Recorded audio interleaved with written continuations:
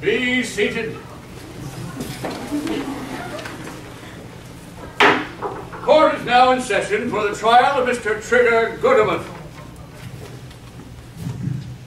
Prosecution's ready, Your Honor. Oh, yes. One thing before we proceed. Ladies and gentlemen, you're about to see a live, interactive drama.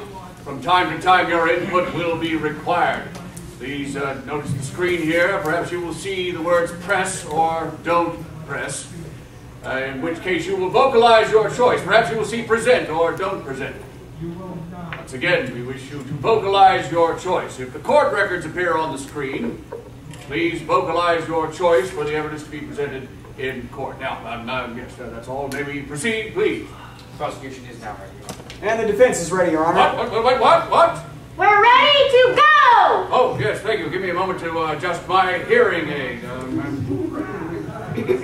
Yes, that's better. Can you hear me now? Yes, well, I'll turn it down now. No, I think you'll need to hear this evidence. What? Moving along. I'd like to ask to continue with the examination of Mr. Fury. I'm sure there are some things he'd like to clarify for us. Hold it! I'd like a chance to call Panda Treepy back to the stand. For what reason?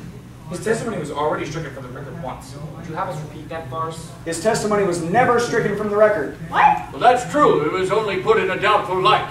I think he should be allowed back on stand to straighten things out. Fine. He was less cooperative last time, so I don't know what you expect to get today.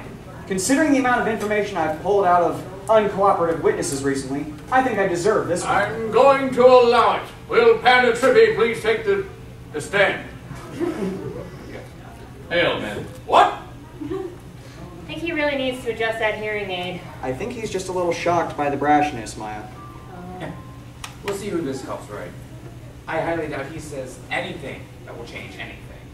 Right. Anyway, Mr. Treepy, please give us your testimony on your work in registration.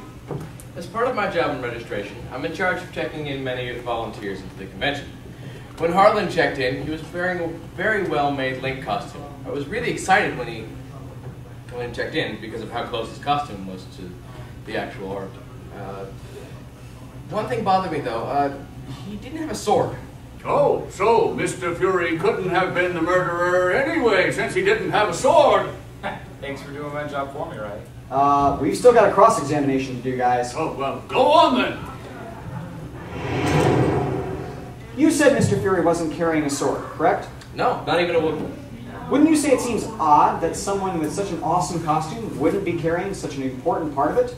It really did seem out of place because the rest of the costume was so great, but I didn't have time to question him since we were trying to get everybody through to get checked in so we could start working. See, that still doesn't change the fact that he didn't have one.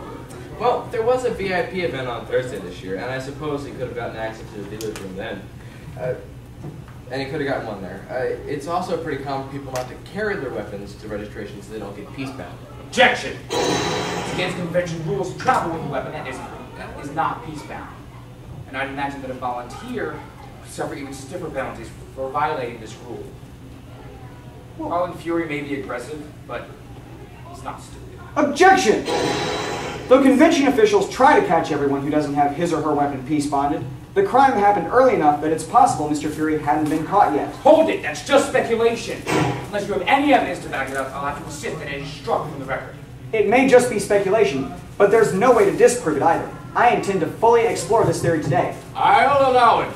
Is there anything else anyone wishes to add?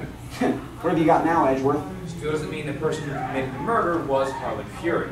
There are any number of nearly identical Link cosplayers at the convention, and it's still more likely that it was Trigger Gooderman since he was caught at the scene of the crime and carried a weapon. Hold it! He wasn't at the scene, though. Detective Gumshoe lost sight of the murderer when he entered the dealer's room without ever seeing his face. Even so, the evidence still suggests it was Mr. Gooderman. I don't know if we won points or lost them there.